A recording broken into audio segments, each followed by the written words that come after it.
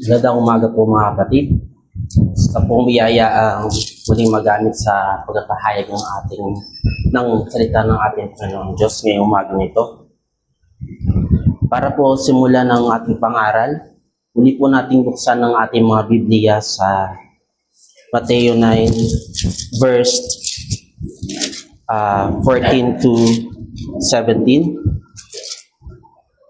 Isentro po ang ating pangaral ngayon sa verse 16.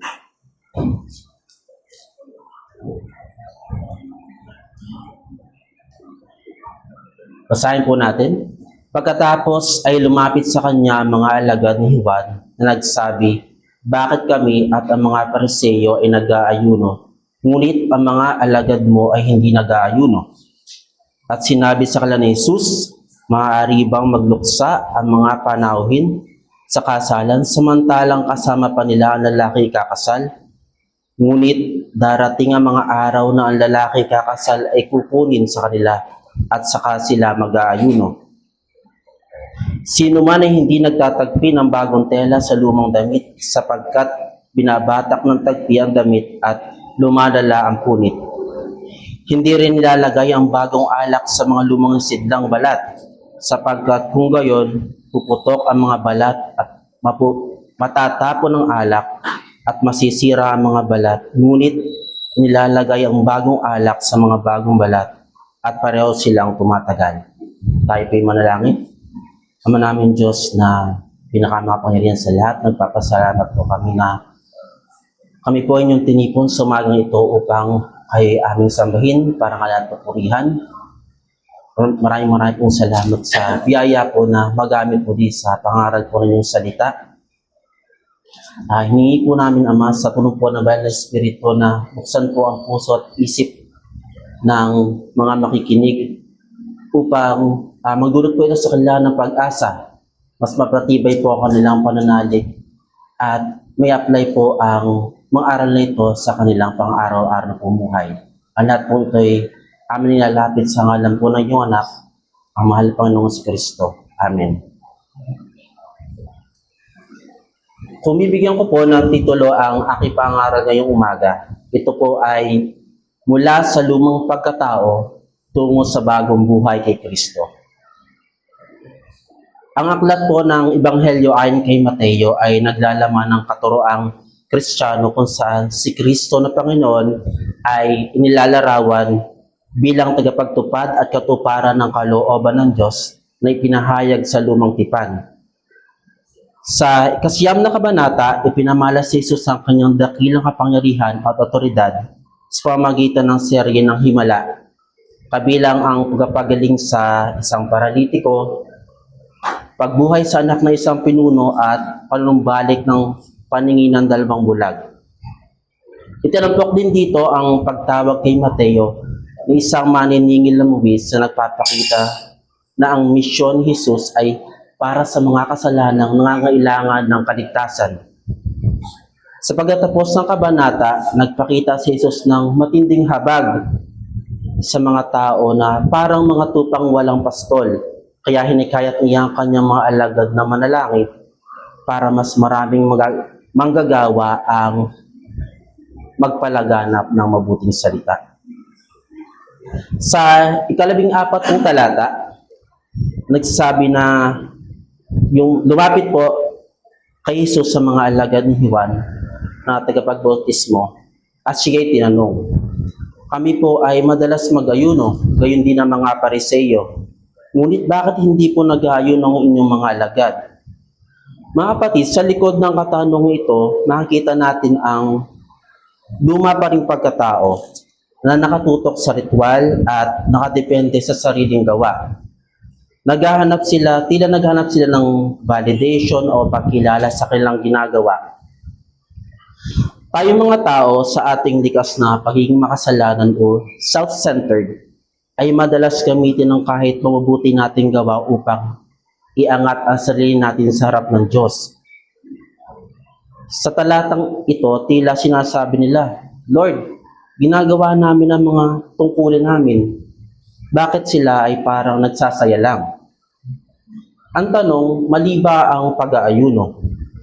Ang sagot, syempre hindi, kasi si Jesus mismo ay nag-ayuno. Ngunit ang mahalagang katanungan, bakit ka nag-aayuno o ano ang intensyon mo kung bakit mo ginagawa ito? Dapat nating maunawaan na hindi tayo nag-aayuno para makamtan ng kaligtasan. Walang sino man ang maliligtas dahil sa pagsunod dito o sa dami ng kanyang sakripisyo. Ang layon nito ay hindi upang makamit ang pabor ng Diyos, kundi upang ipahayag at palalimin ang ating paghahangad sa Kanya. Ginagawa natin ito dahil mas gutom ang ating puso sa presensya ng Diyos. Sa talata 15, ang sagot ni Jesus ay hindi lamang tungkol sa pagkain kundi tungkol sa kung sino siya. Sinabi niya, dapat bang malungkot ang mga panauhin sa kasalan habang kasama pa nila ang lalaki kakasal? Darating ang panahon na mawawala ang binata at saka na iyon mag-aayuno sila. Sa madaling sabi, nasa harap niyo na ang lalaki kakasal. Bakit ba kayo mag-aayuno? Mga kapatid, sa kulturang Hudyo, ang kasal ay panahon ng kagalakan. Kapag ang isang lalaki ay nakatakda ng ikasal, aalis siya upang maghanda ng tirahan at sa panahong iyon, ang nobya niya ay nananabik at tila nagluluksa sa paghihintay. Ngunit sa kanyang pagbabalik, tapos na ang pananabik at nagsisimula na ang pagdiribang. Dito, pinakita ni Jesus na siya ang katuparan ng hinihintay ng bayan ng Diyos. Habang kasama nila ang Mesiyas, ang tamang tugon ay kagalakan, hindi pagluluksa.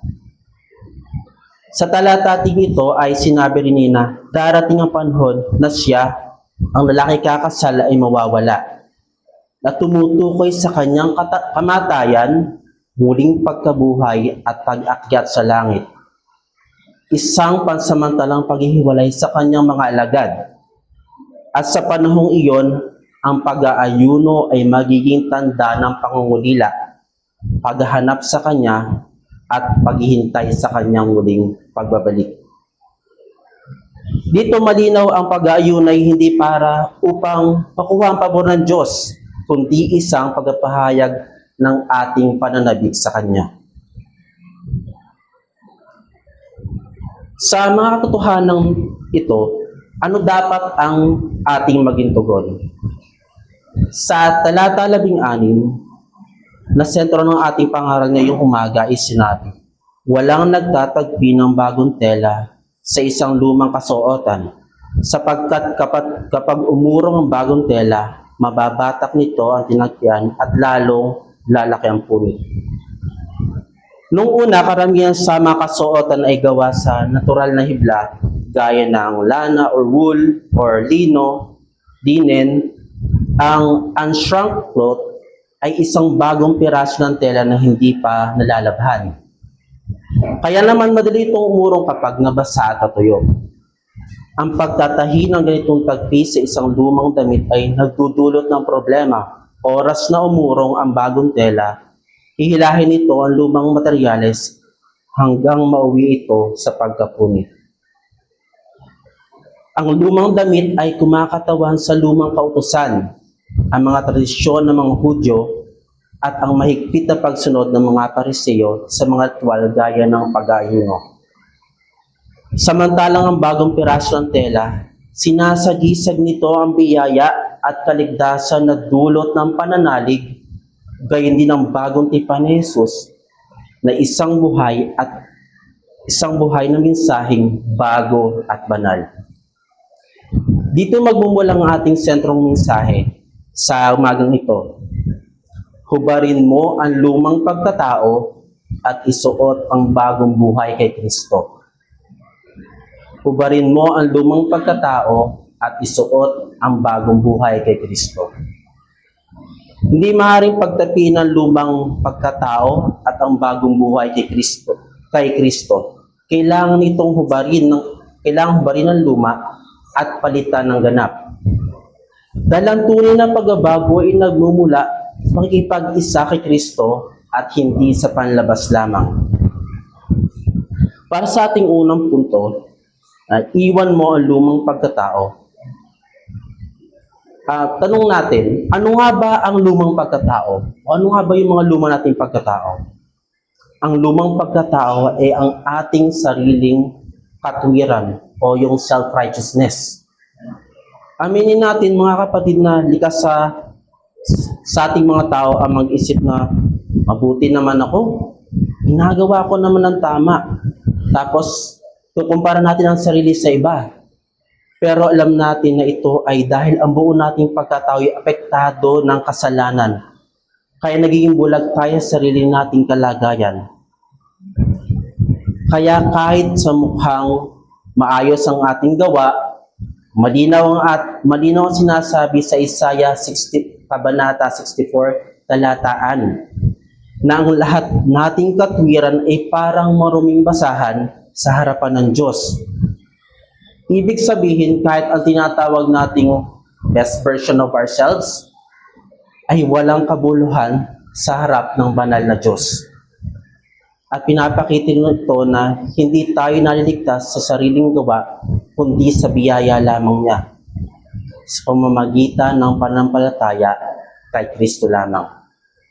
Ikalawang tanda ng ating lumang pagkatao ay ang ating makasalanang kalikasan. Bilang tao ay likas na hiwalay tayo sa Diyos dahil sa kasalanan. Ayon sa Efeso Kabanata 2, talata 1 hanggang 3, malinaw na sinasabi, kayo ay patay dahil sa inyong mga pagsuway at mga kasalanan. Nangangahulugang yung ating spiritual na kalagayan ay hindi lamang mahina, kundi ganap na walang buhay sa harap ng Diyos. Ipinapakita nito na tayo ay nabubuhay ayon sa takbo ng sanlibutan ito, sumusunod sa sariling pagnanasa at likas na nasa ilalim ng kaparusahan ng Diyos. Dahil dito, hindi natin kayang iligtas ang ating sarili sa pamamagitan ng sariling gawa o kabutihan sapagkat ang ating kalikasan ay makasalanan mula pa sa simula. Ang katotohanan ito ay nagturo sa atin ng ating matinding pangailangan sa biyaya ng Diyos. Isang biyayang hindi natin kayang paghirapan, kundi kusang loob na ibinibigay sa pamamagitan ng kanyang pag-ibig at habag. Ikatlong tanda ng ating lumang pagkatao ay yung mga relihiyosong gawa na hindi natin nakikitaan ng tunay na pagbabago. Tumutukoy sa ating dating pagkatao na nakabit sa makasalanang kalikasan, isang anyo na bumuhay na maaaring mukhang relihiyoso sa panlabas, ngunit walang tunay na pagbabago sa puso. Maraming tao umaasa sa kanilang mga gawa tulad ng madalas na pagsisimba, pananalangin, pag-aayuno at pagsunod sa mga ritual. Ngunit kung ang puso ay hindi pa binabago, ang lahat ng ito ay nanatiling panlabas lamang. Ayon sa Efeso Kabanata 4, talata 22 hanggang 24, tayo ay tinawag na hubarin ang dati at isuot ang bagong pagkatao ng likha ayon sa kalooban ng Diyos. Ibig sabihin, hindi sapat ang pagiging relihiyoso o ang tunay na kailangan ay panibagong buhay na nagbumula sa loob, isang pagbabagong gawa ng Diyos. Ito ay walang ang lumang kasuotan ay maaaring magmukhang malinis at maayos sa paningin, ngunit sa harap ng Diyos, ito ay walang kabuluhan kung walang tunay na pagsisisi at pananampalataya. Kaya kahit gaano ka pa kareliyoso, kung ang puso mo ay hindi pa binago ni Kristo, mananatili ka pa rin lumang kasuotan. Isang anyo ng kabanalan na walang kapangyarihang magbago ng buhay. Ang tunay na Kristiyanong buhay ay hindi nakabase sa gawa, kundi sa biyaya, at ang bunga nito ay makikitang pagbabago sa puso, sa isip at sa pamumuhay. Hindi repair ang kailangan, kundi rebirth. Hindi ka inaayos ng Diyos para maging better version ang dati mong sarili, kundi ginagawa kang bagong nilalang.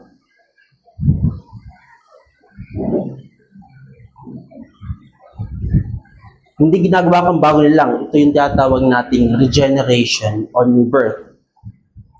Ang pagbagbagong buhay ay gawa ng Diyos. Hindi ito kayang gawin ng tao sa sariling pagsisikap o gustuhan. Gaya ng sinasabi sa 2 Corinthians, Kabanata 5 hanggang 17, nagiging bagong nilalang ang sino man kay Kristo. Sa prosesong ito, ang Espiritu Santo ay kumikilos upang lipat ang tao mula sa espiritual na kamatayan dahil sa kasalanan tungo sa bagong buhay kay Kristo. Binabago niya ang puso na dating matigas at sarado sa Diyos ay pinapalitan ng pusong buhay at handang sumunod sa Kanya.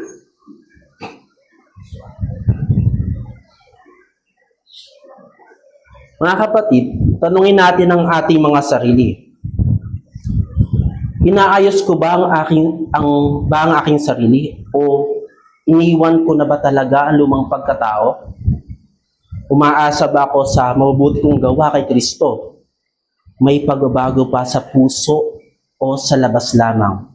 Kasi pwede kang mukhang mabait, mukhang relihiyoso, at mukhang maayos. Pero sa loob ay matatagpuan pa rin ang luma at madumi at masangsang na kasuotan. Tinatawag tayo ng Diyos hindi upang pagandahin o ayusin ang ating sarili. Ang tawag niya ay, iwan mo ang lumang pagkatao. Iwan mo ang kasalanan. Iwan mo ang pride. Iwan mo ang pagtitiwala sa sarili. At aminin mo sa Panginoon na hindi natin kayang ayusin ang ating sarili. Hanggat pinipili mong ayusin ang lumang pagkatao, hindi mo mararanasan ang bagong buhay kay Kristo. Sa ating kalawang punto, isuot mo ang bagong buhay kay Kristo. Yan mga kapatid, tinatawag tayo sa pagbabago, paghubad ng lumang pagkatao at pagsuot ng bago. Narito ang mga aspeto ng bagong buhay na ito. Ang bagong buhay ay pakikiisa kay Kristo. Ang kaligtasan ay hindi nakabase sa pagsunod sa mga relihiyosong kaugalian, kundi sa ating pakikiisa kay Kristo. Ayon sa Juan, Kabanata 15, siya ang puno at tayo mga sanga. Ang mga ritual at tradisyon ay patay kung walang relasyon kay Kristo. Sa bagong buhay, ang relasyon kay Jesus ay nagsisilbing ugat at ang ating mabubuting gawa ay bunga na kusa at natural na sumisibol. Ikalawa, ang bagong buhay ay kagalakan na nagmumula kay Kristo. Ang pangunahing layunin nating mga tao ay to glorify God and enjoy Him forever. Ang kagalakan sa bagong buhay ay hindi nakadepende sa ating emosyon o takbo ng ating buhay. Ang katotohanang tapos na ang ginawa ni Kristo para sa atin. Gaya ng sabi sa Filipos, Kabanata 4, Talata 4, tayo ay nagagalak dahil ang ating seguridad ay na kay Kristo na nagtagumpay na laban sa kasalanan at sa kamatayan. Tatlo, ang bagong buhay ay ang pagsunod na dulot ng biyaya o yung gospel-driven obedience. Hindi tayo sumusunod dahil takot tayo sa parusa o para lamang sumunod sa utos. Sumusunod tayo dahil sa pag-ibig ng Diyos ay ibinuhos na sa ating puso. At makikita natin yan sa Roma, Kabanata 5, Talata 5. Ang biyaya ang nagbibigay sa atin ng lakas at pagnanais na mamuhay ng matuwid. Sa madaling sabi, hindi ka sumusunod para maging anak ng Diyos. Sumusunod ka dahil anak ka na ng Diyos. Ito ang diwa ng justification by faith. Tinanggap tayo dahil sa katwiran ni Kristo. Kaya ang pagsunod natin ay pasasalamat, hindi isang kabayaran. May mga katangian din ang bagong buhay. Una, nakaugat ka o nakaugat tayo kay Kristo or Christ-centered. Wala tayong sariling kabanalan na ipagmamalaki. Ang bawat spiritual na lakas at katatagan natin ay nagmumula lamang sa Kanya. Siya ang ating pundasyon.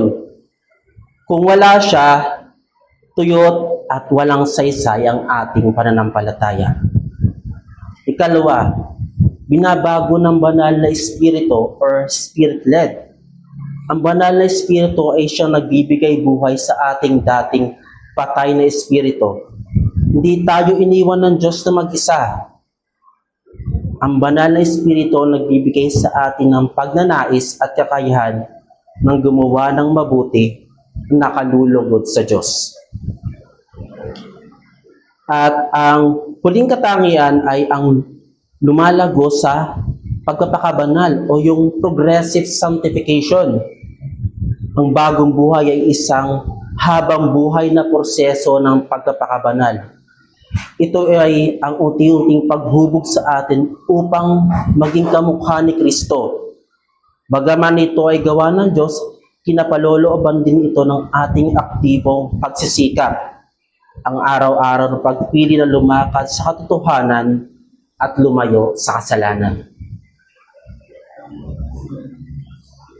Mga kapatid, may isang preso na pinalaya na ng hari.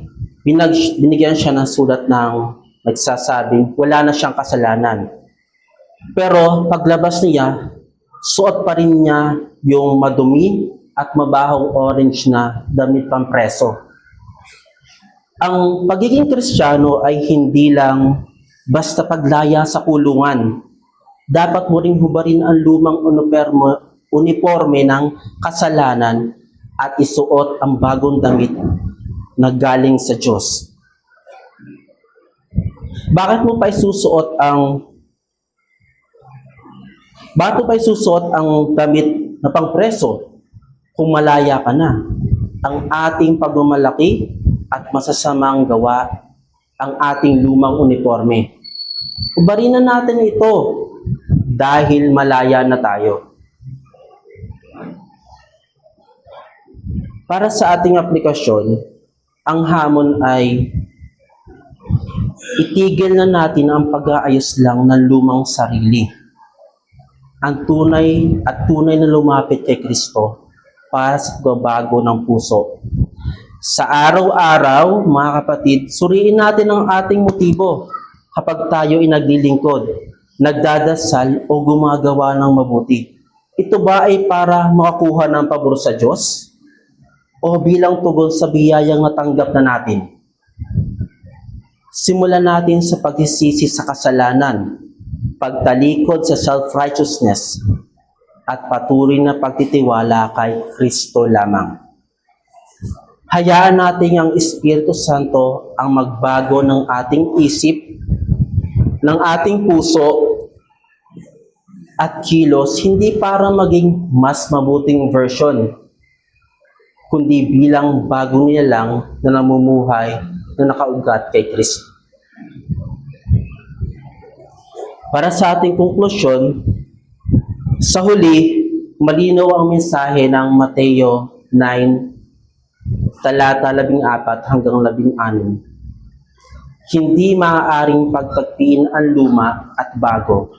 Kailangan na ang lumang pagkatao ay Ang lumang pagkatao, kailangan natin pumili sapagkat ang lumang pagkatao ay nakadepende sa gawa at ritual. Hindi kailanman ito makakapagligtas. Hindi mo mailigtas sa iyong sarili dahil lang sa mga gawa o ritual. Tanging si Kristo lamang ay sapat na. Kaya ang paanyaya sa atin ay hubarin ang lumang buhay at isuot ang bagong buhay na nagmumula sa Kanya. Sa Kanya natin matatagpuan ang tunay na kagalakan, kapahingahan at kaligtasan. Kung tayo ay tunay na nakipag-isa kay Kristo, makikita ito hindi lang sa panlabas na anyo, kundi sa pusong binago at buhay na patuloy na binabago. Kaya ngayon, huwag na nating panghawakan ang luma sapagkat nabago na tayo kay Kristo.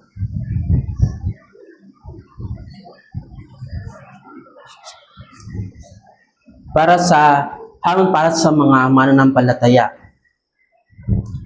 kung ikaw ay tunay na kay Kristo na, bakit mo pa pinipilit isuot ang lumang pagkatao? Hindi ka naalipin ng kasalanan, ngunit bakit tila kumikilos ka pa rin na parang bihag ka nito? Ang hamon sa iyo ngayon ay hindi lang pagbabago sa panlabas, kundi seryosong pagbabago sa puso mo. Tigilan mo ang half-changed life. Wala ka dapat sa gitna ng luma at bago. Piliin mong mabuhay araw-araw bilang bagong nilalang na may tunay na pagsunod, tunay na kagalakan, at tunay na relasyon kay Kristo. Kung may bahagi pa ng buhay mo na hindi mo pa ibinibigay sa Kanya, ngayon na ang panahon para isuko ito. Hamon para sa hindi pa mananampalataya kay Kristo. Gaano ka man kabuti o karelihiyoso, hindi iyon sapat para maligtas ka. Hindi mo kayang ayusin ang sarili mong puso sa pamamagitan ng pananampalataya kay Kristo. Ang tanong, hanggang kailan ka aasa sa sarili mong kakayahan? Tigilin mo ang pagtatago sa likod ng okay naman ako. Kaya ko naman ang sarili ko na pag-iisip. Ang katotohanan ay kailangan mo si Kristo. Hindi ka niya iniyahang maging better version, kundi maging bagong niya lang. Kaya lumapit ka sa Kanya ngayon. Magsisi ka sa iyong kasalanan, tanggapin mo siya bilang iyong Panginoon at tagapagligtas, at sumunod ka sa Kanya. Huwag mo nang ipagpaliban, hindi bukas, hindi kapag handa ka na, kundi ngayon na. Tayo po'y manalangin. Manaming Diyos na makapangyarihan, nagpapasalamat po kami sa aming narinig na pangaral niya yung araw na nagpapaalala po sa amin na hindi namin kailangan ayusin ang aming mga sarili o i-fix ang aming mga sarili, kundi dapat po namin hubarin ang aming lumang pamumuhay at isuot ang pamumuhay na kay Kristo. Ama, humingi po na kami ng kapatawaran sa aming mga kasalanan. Hindi din, Ama, nawa po ang pangaral na ito ay magdulot ng pagbabago sa aming mga pamumuhay. Again po, ang lahat po ito ay amin nilalapit sa ngalan po ng inyong anak, ang aming mahal na Panginoong Jesucristo. Amen.